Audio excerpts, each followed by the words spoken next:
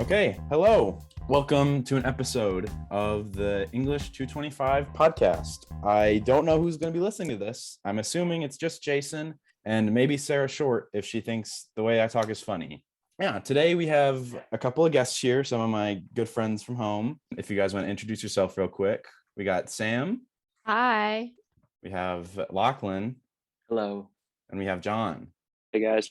These are some of my good friends for a long time. And I know they just have a bunch of interesting stuff to say. So let's get into it. Today, we are going to have a conversation about online learning. It's been quite a difficult year for most students, lots of ups and downs, a lot of uncertainty, and generally kind of just a difficult time for a lot of kids. Earlier this semester, I wrote and curated a research paper talking about the effects of online learning on students, how students were affected, what kind of things impacted them more heavily, what seemed like it was important but didn't actually matter, and focused on what could be improved for if this were to happen again. Just to get into things, if you guys want to give a quick background of your education, like where you go, what year you are, and what your major is. We can start with Sam. Okay. Yeah, I go to Grand Valley. I am a sophomore and I am majoring in visual studies and am going for a BFA in studio art. What about you, Lachlan? What are you studying? I mean, I know the answer, but they don't. Yeah, I go to University of Guelph, which is in Ontario, and I'm studying molecular biology and genetics. Awesome. And John, what about you? I'm a sophomore at Michigan State. Please, Kyle's professor, don't take points off his project for interviewing a Spartan. I am secretly glad you guys made the playoffs. I'm a finance major, and that's it. That's all I got. Awesome. Yeah, we have quite an array of students here today. Yeah, so just full transparency, Sam, Lachlan, and I mean, we were kind of in the same graduating class. We all kind of had a similar experience going through the beginning of the pandemic. We all kind of felt it at the same time. So just a general question for you guys. How difficult, or I guess a better way to say it is, what was that transition from fully traditional schooling, close like pre-K to senior year of high school, all in person, and then a sudden switch to online? How did you guys kind of receive that? And what was that experience like? I'll talk about this one first, I guess. I wasn't too happy about the cancellation of some extracurriculars, like missing my senior year high school state swim meet. But in terms of academics, school definitely got a lot easier switching to online at the end of senior year, which I was actually kind of sad about because some of my classes actually were run really well at the end of high school, and I actually enjoyed going to them. And logging onto a Zoom call at like 11 a.m. in my pajamas with 3 other classmates just wasn't really the same. And I kind of felt like I was missing something. And then when I got to college, it was all my classes were kind of all over the place, gen eds. And I didn't really feel like I was learning a lot of stuff that would help me long term.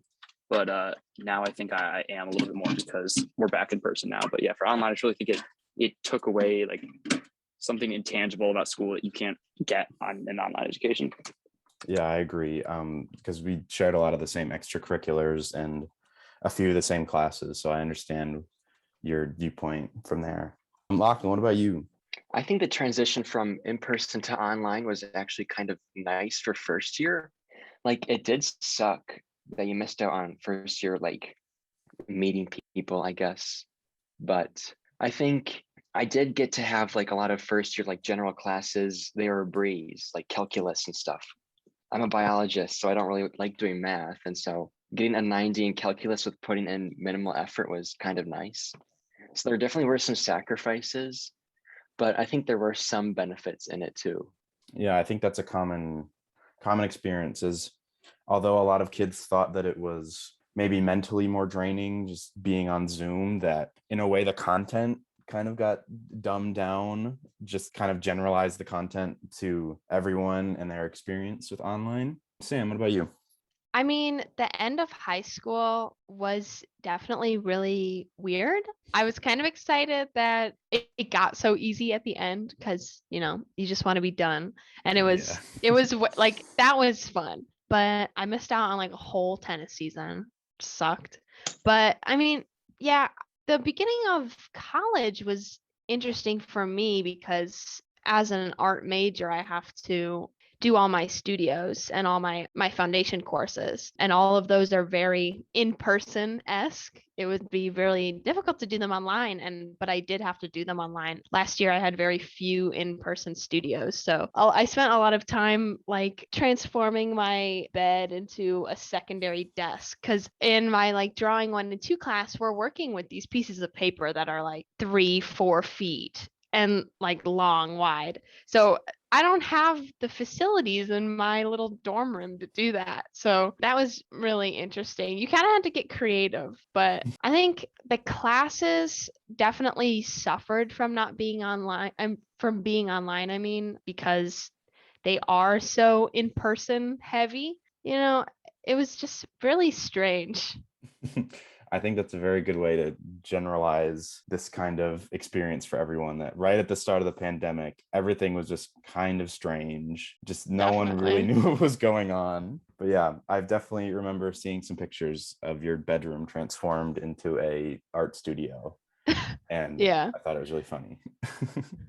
Just another statistic to bring up, or not another statistic, but just a statistic to bring up that I found during my research that I thought was kind of jarring and is kind of related to the previous idea we were talking about, is that for the 2020 and 2021 school year, there was a student survey, and roughly 75% of students reported that they didn't feel like they hit their academic requirements for the year. This is not in conjunction with actual GPA achievement, because in some way, as we brought up earlier, that was skewed due to some classes being adjusted in difficulty for this circumstances. But yeah, roughly 75% of students felt personally that they didn't hit their academic requirements. And I just wanted to ask, is that something that you guys can agree with or found, or did you guys still feel like even though some degree of difficulty was sacrificed for the situation, that you still were kind of hitting those requirements and felt prepared for years to come? For me, it's hard to get motivated when you're not like going into class and doing stuff. So I definitely did not like attend my Zoom lectures on time. I'd rather just watch them later at like 2.5 or 1.5 times speed.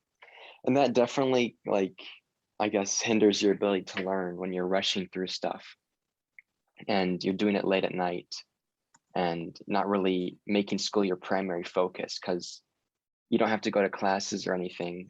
So it's, yeah, it's like hard to like really imagine that you're actually going to university. You're just online. So I definitely could have worked a lot harder, but it was just really hard to. It's hard to get motivated when you're just watch videos online every day. Yeah, definitely. I can Yeah. tell you that a lot of the journals and articles I've read kind of are just a synopsis of what Lachlan just said, is that while material itself might not be difficult, it's that just students had a lot of different things hindering their motivation, which I think is important to acknowledge. John, did you have something to say?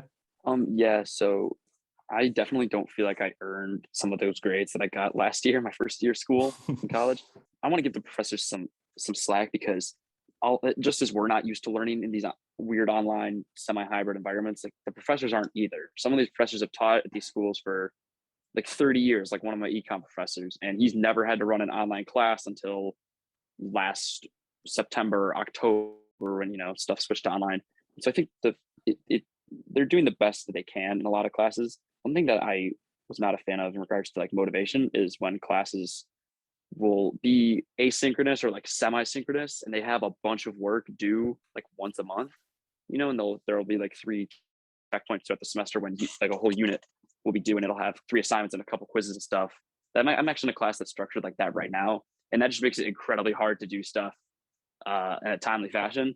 Then also, like Lachlan said, being able to watch lectures later that are recorded and not have to attend them live definitely hinders your motivation. Like I thrive when I have a set time and attendance is being taken, and I have to get up and go to a building and sit down and pay attention and answer like a question on iClicker. Like right now, my accounting class is structured like that, and that's one of my best classes right now. I'm forepointing it because twice a week I have to go to a lecture hall and actually engage and do a couple problems about the content retaught, and then I get points for going to recitations on Fridays. Whereas like my supply chain class, there's stuff due every 2 weeks on Sunday and Monday nights. And it's really easy to let that stuff go to the last minute. Yeah, definitely. And then obviously I don't feel like I'm learning the material then, because I feel like I'm just doing it real quick to hit a deadline. For sure. I can definitely tell you that some of these, even now, I think this is an overcasting problem that I've talked to some kids in my classes now, and like I was sitting down for my Econ 102 exam the other day, and the kid who came in to sit next to me goes, "Oh man, I'm nervous," and I was like, "Yeah, I'm a little nervous too. Like this might be a little difficult." And he goes, "Have you gone to lecture?" And I was like, "Wait, what? Like this week?" Like, "Yeah, I went to the one this week." He goes, "No, like at all?" I was like, "Yeah, of course I've been to lecture. Like it's part of the class." He goes, "Oh, I just watched them all. I watched them all online last night. So let's hope it works." I was like, "Oh my gosh." That's not good. quite the interesting strategy, but I mean, whatever works. But I think it's definitely a carrying over of what happened during quarantine. Can I add something on that? Yeah. The recorded lectures thing. Go for it. Oh, sorry, Sam. I just want to say real quick. I think it's nice to have lectures be recorded and live attendance not necessarily required for some classes, because if you have circumstances like an interview or something, like especially as we get older, we try to get like internships and jobs, like you're trying to set up a career, you might have a job, you're working while you're on campus, and sometimes some stuff comes up and you just can't go. Being able to like, sit down at night when you're done with your stuff for the day and watch something is nice, because you look to learn the material, but it's like a double-edged sword, because then you also get kids like that guy in your econ class who like watch them all the night before and like take advantage of the professors trying to be nice and like offer some leniency. Sam, did you have something to add? Yeah, I was just gonna say that I also felt like during quarantine, the absolute killer was when all of your things are due on like one day of the week. Like mine was Sunday. So Sunday night became like the new Monday, sort of. Well, like Friday became Monday because I was like, I need to do everything now because everything's due on Sunday. So I have to get everything done. And then my weekend became like Monday and Tuesday. It was really strange. Like my entire schedule shifted. Like I was working on Thursday, Friday, Saturday, but then on Monday and Tuesday I could do nothing. It was so strange. But I think I am sort of in the minority that I did have a handful of in-person classes while like the last 2 semesters. I don't know if either of you guys had any in-person. I don't know if anybody had in-person ones. I was Is all that true? online. I was all online. Okay. Me too. Yeah. Okay. So yeah, I had a handful of in-person classes, and they still sort of abided by that, like everything's due Saturday, Sunday sort of thing. And that's still true. I think at least in my situation, in my major and classes, we've done a pretty good job transitioning because a lot of submissions are already online, and like you already have to sort of figure out how to submit things to your professors online. So I didn't think that necessarily suffered, but I don't know. Some of the classes I really would have wished that I was in person for, because you can't really like cheat in art really. As much as I wish you could, you can't. So them being online didn't necessarily make them any easier or simpler. They became harder because you had to figure out how to do these things while being in your bedroom essentially. So that was the biggest thing for me. Yeah, Sam, I definitely agree. I think one of the most important things you said is the fact that you wish it was in person. I think that was kind of a universal fact for every student, that kind of in this discussion, we've been describing that, oh, it's not that bad, or oh, it was fine, but I wish it was in person. That kind of seems like the general consensus I'm getting so far. To move forward a little bit, we've been talking a lot about motivation and how it's been affecting your guys' studies in the past. And I think it's important to acknowledge that motivation is not just intrinsic quality of a person. There's obviously a ton of different factors that can affect how a person stays motivated, or what's going on in their life that can hinder their ability to work efficiently. A lot of the research I did pointed towards the fact that motivation is like the number one either beneficial factor or hindering factor for students, especially during this time, just because everyone was kind of their own teacher. Everyone had to keep themselves on pace. There wasn't a whole lot of, obviously there was like Google Classroom or Canvas to organize the deadlines, but it wasn't a traditional in classroom experience with a teacher telling you this is when this is due and here's how we're going to progress towards it. So just to acknowledge some other factors that could hinder motivation, John, I know your family pretty well. We've been friends for a long time. I won't get too much into your personal life just because this is going on the internet, I think. But I know you are in kind of a big family. I'm bigger than most people that I know. And with lockdown restrictions, you guys were all in the same home. And this is applied to everyone else too. How did you think being with your family 24/7 affected not just your education, but just kind of your mental being in general? Well, I am fortunate to have my own room at home where I can go kind of hide away and do all my schoolwork. It was definitely tough at first to adjust to everybody being home because my family's very loud. We're not in a bad way, but we're in each other's business a lot. Yeah, that's not what I meant by that. I didn't mean to like this. It's a decent sized house, but like it feels small when we're all home. I'm sure everybody can relate to that kind of.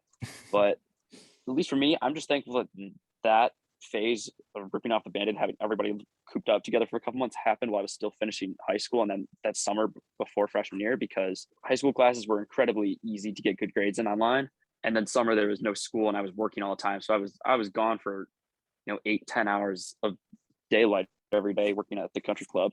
So it didn't really affect me too much, but I know it had a bigger effect on my sister, who graduated in the spring of 21, and my brother, who graduated in the winter of 2020, because they were both trying to finish school, work on like capstone projects, get jobs and stuff, and doing it all online and you're butting heads with 4 other people in your house was tough. But I was thankfully able to dodge most of the conflict because I was able to either go out and work or go out and play golf or something, or go close my door in my bedroom and just grind on some homework.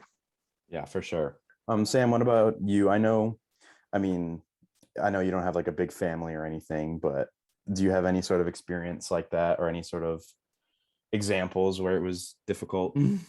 I mean, I definitely agree with John. Like, I feel like if it had happened this year, like or last year, like our very first year, and not the end of high school, it would have been way worse. Like, the only thing that I really had to deal with was like my parents barging into my room while I'm on a Zoom call, and I'm like, guys, I'm in class. Like, what are you doing? But no, I agree. I think if it had been any other year, it would have been worse. I definitely think because it was high school, we weren't doing a whole lot. It wasn't too bad, but trying to do it right now where I am, I think it would have been impossible. Mm-hmm. Yeah, I'm kind of in a similar boat with you, that I'm glad it happened when it did, and I was able to move on after it. It was obviously a different experience being at college and still experiencing the pandemic, but I'm glad things happened when it did.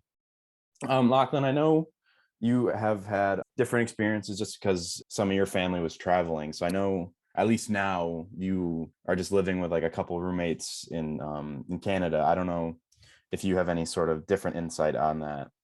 Well, I mean, I did live with my parents for the first semester of, I almost called it 13th or 10th grade, but no, freshman year of college.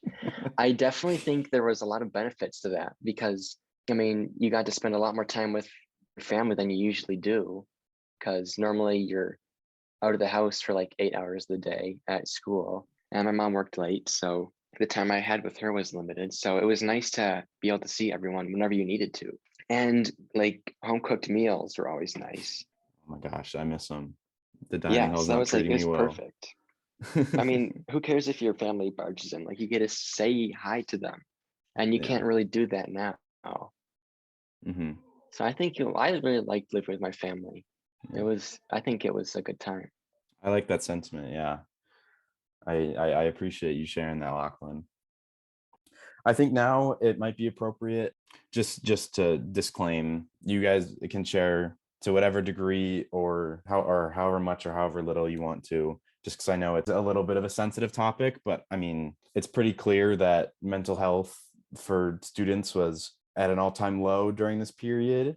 I think studies showed that roughly like 53% of US adults experienced a declining mental state over the past year or two, just as a result, there was a lot of the stressors from the pandemic. So you guys don't have to get into if that's true or not for you guys, but what I'd want to know is what were some ways you guys tried to combat any like potential stressors that came on because of the pandemic, or kind of if you guys had some sort of a support space for that? I think going on Discord with you guys really helped me from going insane. Honestly, yeah, That was a like, big that one. might sound silly to a professor, to somebody listening to this podcast, but like just being there pretty much at all, like somebody was online at all hours of the day during the Yeah, day, pretty much. exactly. So you could always just hop on and like make something happen. That's really true. And that was perfect too, because like when we had online classes, you didn't really have to be up in the morning, so you could spend your day working and then your night socializing. Yeah, I can attest to this. I was on Discord maybe 2/3 of the day, especially at the start of quarantine when we were all getting cut from school. I remember Sam and I and another friend from home, our school gave us allotted times during the day for when our lunch normally would be. So we would always hop on the phone and make lunch and try and keep that atmosphere as similar as possible to what it normally would be. So I definitely have fond memories of that. Yeah, we pretended to eat lunch together. Yeah. Yeah, I just think it's crazy because we ended up like socializing with one another.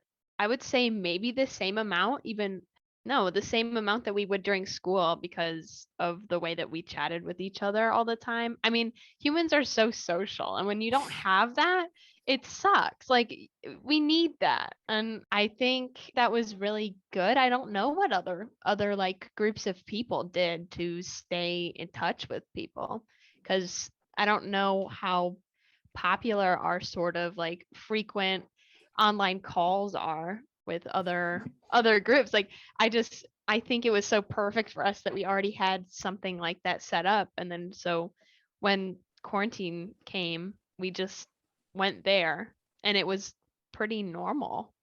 Yeah, I definitely agree that in some way it just kind of felt normal. And at least Yeah. for my aspect of seeing I guess not seeing them in person, but talking to my friends, it kind of just felt like the same It did in in like some a very way. strange way. We've all used Discord for several years before Yeah. this, so it was like preparation, I guess. If you're looking for tips, if it happens again, start a Discord, start a Minecraft server. That kept us tight. Yeah, I mean, I don't wish for like a pandemic again, but like Yeah. I straight up miss having like starting like 2 or 4 in the afternoon, and just having like 6-8 hours a day to just do whatever the heck I wanted and just talk to all my friends. Yeah. Yeah, it was perfect. I agree. Good times. This is kind of not related to Discord and Minecraft, but a lot of the gripes that students seem to have with the online learning process, like throughout this period of time that it's been going on. And it seems that it's gotten better, but teachers and advisors kind of struggle to kind of aid students through this process. I mean, obviously, they're going through it just the same as we are. It's uncharted territory for everyone on Earth. I just want to ask if you guys had any experience with teachers or advisors like trying to help aid you through this process, or was it kind of everyone had a similar experience of, yeah, my teachers were just kind of there. They didn't really do much because they were trying to figure out stuff as well. I thought that my professors handled it pretty well, like very well, I would say. I didn't feel as though they had forgotten. And I feel like that was a problem that a lot of people had, was that um like they felt like their teachers had forgotten that there was a pandemic going on or something like that, or like their professors were so overwhelmed themselves that they didn't do like a great job. But I don't know, maybe my professors are just built different or something, but I think they did a really good job. It felt like um they would openly like vocalize that their issues that they were having, and then we would vocalize them back. And it was sort of this like connection with your professors that you have to establish, that we're all going through the same terrible thing. So let's all chill out, you know? Yeah, I would say I definitely felt that more with my college professors at the start of my freshman year. I think at some point during high school, that last semester where um, everything kind of went crazy, is I remember we had months, or I mean, yeah, I'd say about like a month, maybe a month and a half, where I had not talked to a single one of my teachers because they were just trying to come up with a game plan of what to do. Like Sam, I remember Mr. Anderson. I saw him on Zoom on like the last day of classes for the first time in like 2 months. Like is really weird. Oh yeah, that was definitely, high school was definitely different. Because, well, I mean, they had an extremely short amount of time to sort of double back and figure out what to do.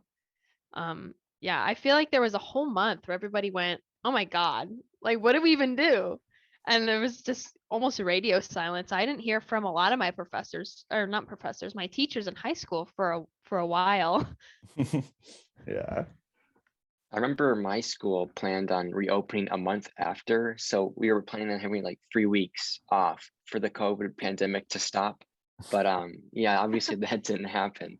So there was like a 3 month or 3 week gap before we even started doing stuff. Because I'm pretty sure my teachers were planning on resuming in-person stuff because the government would handle the pandemic well and people would cooperate, but that didn't really happen. And so it was definitely a weird last couple of months for me. I think it helped too that like with teachers being sympathetic to us, that they were in almost the exact same situation as we were. Like we all remember when celebrities would say, "Oh, we're all in the same boat," but their boat was a yacht and ours is like not. That was kind of a a bar there, kind of rhyme. But yeah, like teachers, I mean, we go to the same places them every day when we had school 5 days a week, and we, spent 5+ hours together every week. So when everything was shut down, they probably were feeling some of the same stuff as us. Like, I get they were still making money, but like their purpose was just kind of like killed, and they had to just figure out how to somehow still prepare us for the next step in our lives without being able to like do the most important part of their job, which is show up every day. Yeah, I agree. Just I know we're running a little short on time here, but that's perfectly fine with me. I'm enjoying this conversation. Just one last thing to wrap up on. Having had this experience, we've kind of felt it from like the very start to what we're hoping is the end here, fingers crossed. Having gone through this whole experience, what do you guys think are some ways that educators or colleges can better facilitate online learning for students in the future to kind of make it more of a receptive experience for students rather than this time period we look back on and are kind of like have mixed feelings over? I would definitely say push the technology onto these professors. Like make sure they know exactly how all this stuff works, because you can only go so far in like today denying like, oh, I don't want to do that online. I don't want to learn that stuff. But where we are now, you have to. And if we have to as students, our professors do too. I didn't really have that as a problem, but I heard so many people like say like, oh my God, my professor doesn't know how to use this, or like my professor isn't doing this well online because they don't know how to do it. And I don't really feel like that's acceptable at this point. I think it should be more, I mean, there's only so much students can do on our side. And I feel like professors should be not even encouraged, but required to uphold that on their side as well.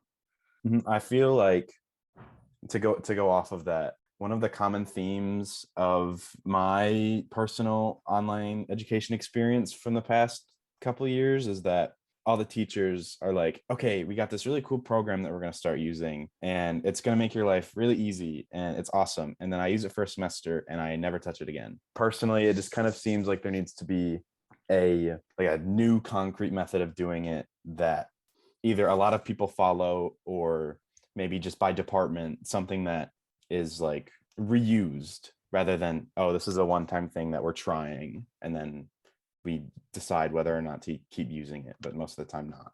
Yeah, I think a standardization of online learning would be helpful to sort of set like a standard for the quality. I think that would help it. If online learning is what we're going to do, there needs to be like some sort of quality check that needs to happen.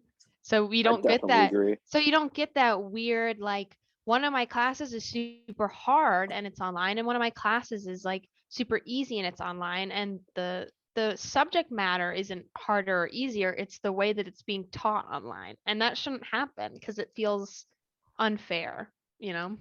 Yeah, one of the ways I think that can be implemented, at least going off of my experiences with some different classes that are almost an exact situation where the subject matter is equally as difficult to learn across classes, but the difficulty to get a good grade is different. I think more frequent check-ins, like I know that some classes are asynchronous, maybe have been asynchronous even before the pandemic, but I think just having maybe stuff due more than just like once every 2 weeks or like every Sunday night, same like your stuff was last year, is going to keep students engaged more throughout a week. Like right now, my econ class, we don't have attendance taken in our online lectures. They're offered at the same time every day, and you can tune in live and watch them, or you can watch recordings later. But instead of an attendance grade, we have daily 2 or 3 question quizzes on Monday, Wednesday, and Friday when we have classes, and they're all about the stuff that was in the lectures. So you have to comb through the lectures and like watch them and get some of the content out of it to answer those questions, 3 times a week. And it takes the place of your attendance points. And it's frequent enough where it keeps you honest, but they're not difficult enough where you're going to be getting like a 75% on all of them every week, and it's going to tank your grade. Like if you legitimately watch the lectures, you'll get 100% on all of them, but it forces me to legitimately watch all of the lectures, even though there's no attendance. Yeah, for I'd sure. agree with the weekly quiz thing. Like that was probably the biggest thing that kept me motivated. I remember last semester I had like a pretty much a weekly quiz for every single class, and you couldn't like procrastinate 3 weeks of work to one because of that. You actually had to get on time and do the content when it's actually being put out there instead of procrastinating. Because almost all my classes now don't have weekly quizzes. It's like once every 3 weeks or like just exams, and it's like really easy to fall behind on that.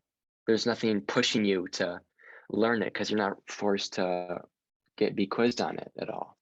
Yeah, I definitely think that's a really good suggestion, and the experience I've had with stuff like that definitely mimics your guys's, where it just kind of, it might not be as easy or as fun on my end. It definitely helps me perform better just because I have a schedule I have to follow, which I think a lot of students need personally. Does anyone have anything else to add? Any other just last comments or anything? I'm all good. Good luck to Michigan in the college football playoff. Yeah, definitely. We're I'd gonna like to need see it. them beat Georgia. I think they're playing. So Yeah, fingers crossed. Well, I really appreciate you guys hopping on a call with me. I know it's the week before finals, so it's definitely crunch time. So I enjoyed this little conversation. I think really helps me kind of corroborate a lot of the stuff that I talked about in my research paper, and definitely just hopping on and recording a podcast is reminding me of my freshman year era where I wanted to start a podcast. So if you have listened all the way through, please do not go scouring the internet for my freshman year podcast. Please don't find it. I would be very absolutely, embarrassed. please do. I think Absolutely do you not. should. I Yeah. think you should plug your Kyle, you had a podcast. podcast? I Good. no, stop. What's the in there. sponsor